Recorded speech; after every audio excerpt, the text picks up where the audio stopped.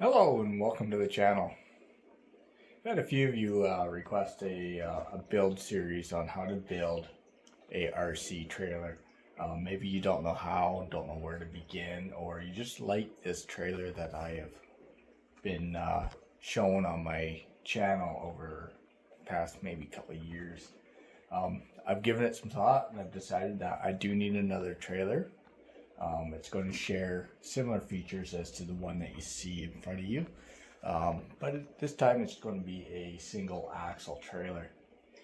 I'm going to get into the details of what this trailer features here in a second. I guess I can start with the functioning winch. This is a standalone trailer that has a battery pack on board, as well as a battery box and functional winches. The wireless winch, it's a nice touch, and you know, it's nice if you roll your rig, you're on a trail, you can strap the trailer to a tree and upright your rig. Maybe not be scale, but you know what, adds to the enjoyment. Anyhow, I'm gonna get the camera focused in on this trailer on a tripod, and we'll get into the details that I've included into this trailer and I'm going to include into this build series. So if you're looking to build a trailer and you don't know how, or you want to build something similar, tag along. Okay, so the trailer that I have in front of you is a sample of what I'm going to be building. This particular trailer has a plywood deck. The new trailer will have a steel deck. The trailer itself, the main structure of the trailer is built up of aluminum, C channel as well as L channel. That is available at like Canadian Tires or whatever hardware store that you have available to you. It is using a leaf sprung suspension system, as well as the Tamiya style trailer axles. These are the widest versions that you can get, and that's what I plan on using on my next trailer build. Just a single axle version, and it is going to share the leaf sprung suspension. As you can see, the framework is fairly simple and it is customizable. So if you're wanting to build a trailer that's longer than the one that I'm going to be building, you can do that. The framework is comprised of C channel with some flat bar, and if you want a longer trailer, for an example, just when I get into that step, just add longer plates, and then that'll allow you to add more axles like I have done on this trailer. I've fully wired up this trailer for lights all the way around. As I mentioned, it has the wireless receiver for the functioning winch, and there's my battery box that keeps the batteries dry, as well as the LiPo guard alarm to alert me of when my battery is low voltage. The trailer that I will be building will also include the accessories that you see, the lights, the tie downs, as well as a future winch. I will include the winch mounting plate in the build series. I'm using a standard trailer hitch, but I like to keep it a little loose, so if you do roll your trailer, the hitch itself pivots and allows your truck to flip around, or the trailer to flip around, saving the aluminum receiver latch. I find that particular part is soft and they do wear out fairly easy. So to give you guys a better idea of what I'm going to be building, it is a trailer that has a deck of approximately 18.5 inches long, a total length of approximately 23.25 inches long, and it's going to be a trailer that is about 9.5 inches wide at the widest point. Not counting the addition for the side accessories, you know, the strap mounts and possible stick out from the LEDs.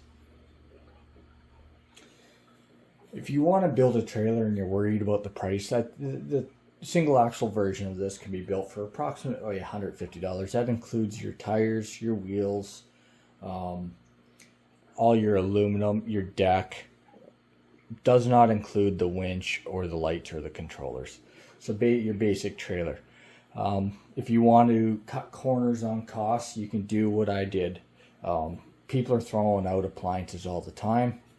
And what I did was I grabbed a piece of steel. This is a wash machine lid. And I'm going to use that for the deck.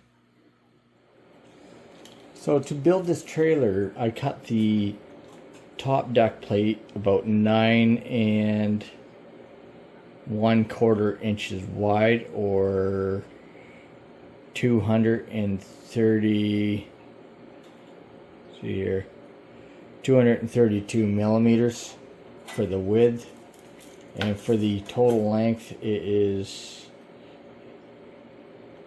463 millimeters. And these measurements, you don't have to be exact. This plate has not been cut perfectly square. The beauty of the L channel is you'll be able to correct any errors in the measurement and the squareness. For the front and rear of the trailer, as well as the left and right, what I'm using is 1/16 by 1/2 inch by 3/4 inch aluminum L channel. And I purchased this at Canadian Tire. I think it was 4 feet for $10. And I needed 2 pieces at 4 feet. So for the sides, I cut them down to approximately 463 millimeters in length. That's for the left side and the right side.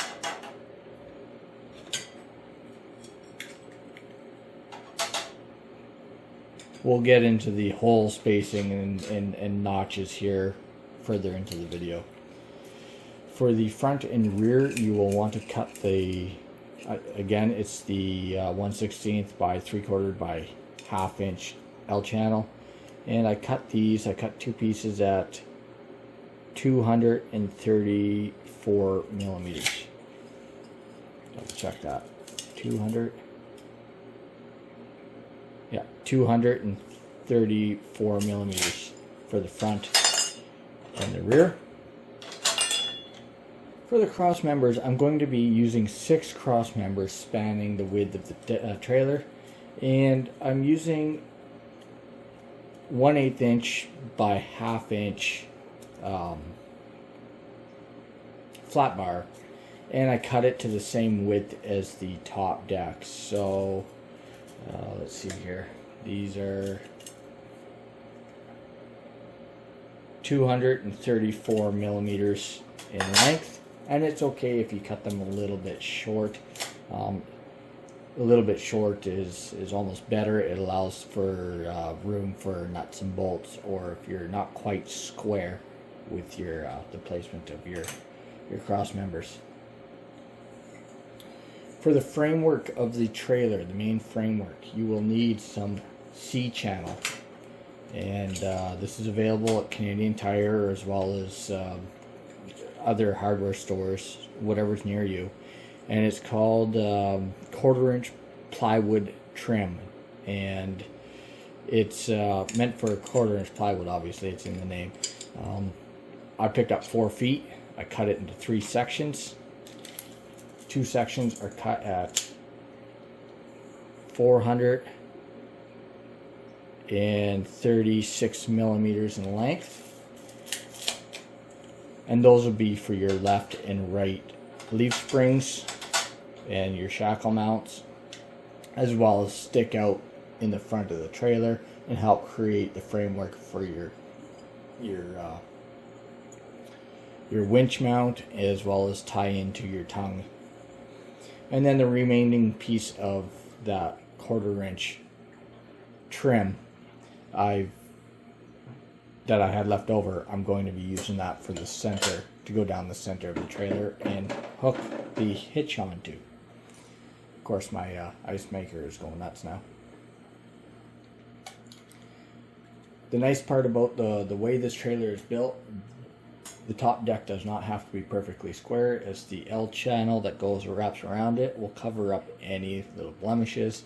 This piece of steel is far from square. I cut it with a angle grinder under, I was pretty time restricted when I cut it, and I should have cut it at a later date, but that's okay.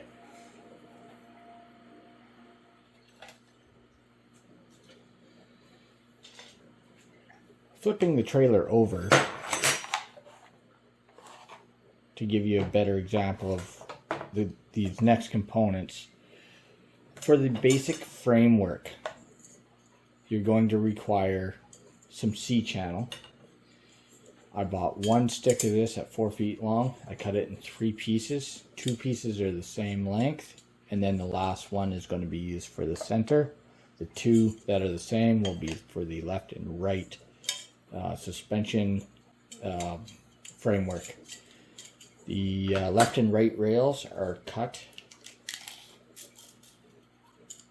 to 436 millimeters in length, and it is labeled as, let's see here, I believe it's 1/4 inch plywood trim, available at Canadian Tire or a hardware store near you.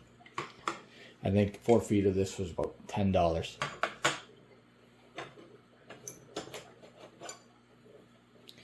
For the risers for the suspension, I guess raise the deck from your the tires to give you your clearance. I am going to be using 3/4 inch flat bar that is, let's see here,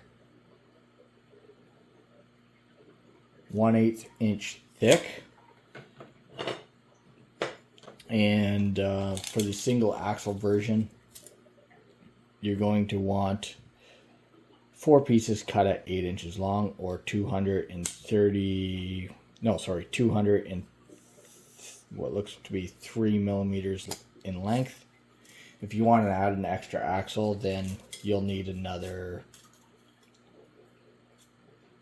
5.5 inches of length to that. So instead of 8 inches, 5.5 would bring you to 13.5 inches, and you'll need 4 of those.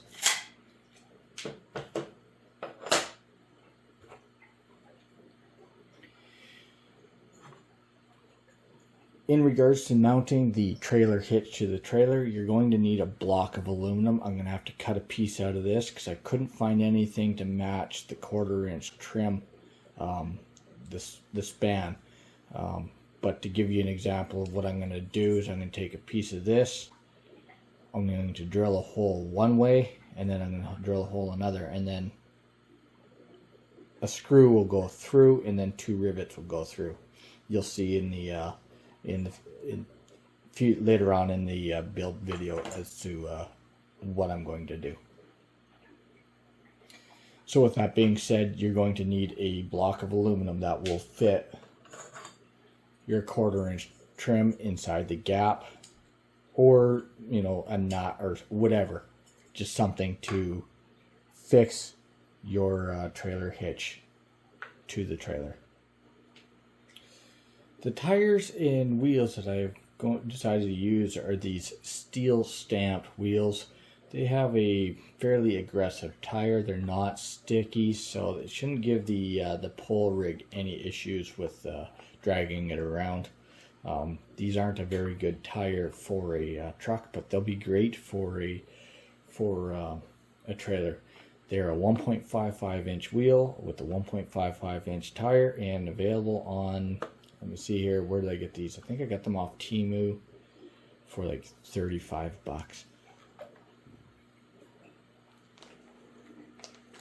Moving into the accessories, I have gone ahead and ordered 4 pairs of these black anchor tie downs for the sides of the trailers, as well as I've ordered the RC 4-wheel drive leaf spring suspension. They include the shackles and all the hardware to install those. I've purchased the Tamiya style axle. This is the axle that is see here, 67 millimeter, no, 167 millimeters wide, with a spacing for the suspension of 78 millimeters, if I recall. It's the widest axle that you can get for the Tamiya style semi-trailers. For the trailer hitch, I'm going to use one of these trailer hitches that are available on eBay. They're fairly cheap, I think 10 bucks or whatever. They do require a screw to go through, and like I had mentioned earlier, I'm going to need to drill a hole through here, and then that screw's going to go through. I'll probably use a shorter screw, and then with a couple more holes on the sides, and that's where my pop rivets will hold this into the C channel. I still have a little bit more filing work to do. This is pretty tight, but you get the idea.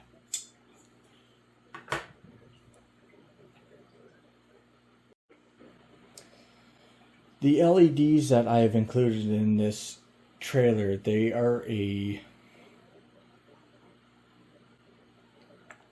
think a 2mm LED. It's kind of like in the shape of a T.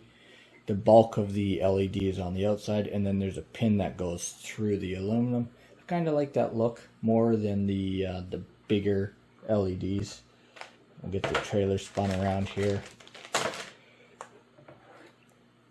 Try not to knock those rivets off. As you can see, there's a 5mm LED versus the 2mm LED. 5mm are great for the rear lights, but for the side lights, I think they're a bit much. So the 2mm LEDs will be what I'll be using.